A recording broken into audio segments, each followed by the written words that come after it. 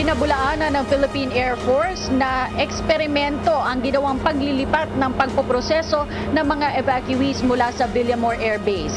Narito ang ulat ni Dina Pagibitan. Nilinaw ni Philippine Air Force spokesperson Colonel Miguel Ocol na hindi isang eksperimento ang desisyong ilipat muli sa Villamor Air Base sa Pasay City ang lugar kung saan mananatili ang mga dumarating nating kababayan mula sa Eastern Visayas ngayong araw at sa mga susunod pa. We don't call it an experiment, but we just tried there.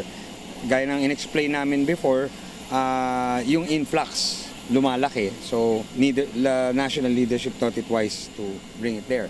But, and we found out that the best option pa rin is to start here.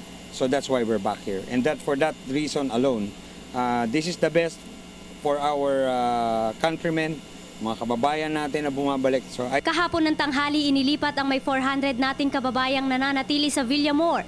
Gayon din ang mga volunteer sa Joint Task Force NCR sa Camp Aguinaldo. Ang nasabing bilang ng mga biktimang dinala sa Camp Aguinaldo ay nakauwi na sa kani-kanila mga kamag-anak sa Kamaynilaan at iba pang bahagi ng Luzon kagabi at kaninang umaga. Kaya naman hindi raw pinagpabalik-balik ang ating mga kababayang nasalanta.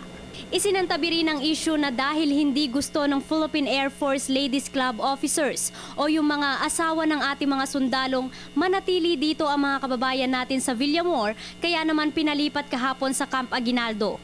Philippine Air Force Officers Ladies Club, the Airmen's Ladies Club, yan po ay spouses ng ating mga sundalo, ay ang isa sa mga unang volunteers na tumulong dito.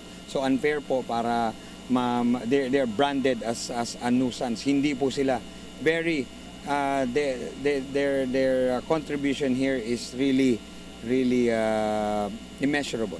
Okay. Simula November 16 hanggang ngayon, nasa humigit kumulang 3,000 residente na ng Visayas ang nasa Maynila lulan ng mga C-130 at mga bus.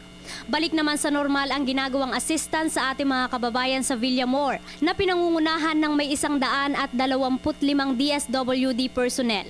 Mas dumami rin ang mga tent ng volunteers na nagbibigay ng iba't ibang tulong sa ating mga kababayan gaya ng libreng tawag at hatid. Napakarami pa ring relief goods na nakahandang ilipad sa Eastern Visayas. Para sa mga kababayan nating nais mag-volunteer at magbigay ng mga donasyon, pumunta lamang sa Villamor Air Base sa Pasay City. Para sa Telebisyon ng Bayan, ako si Dina Pagibitan.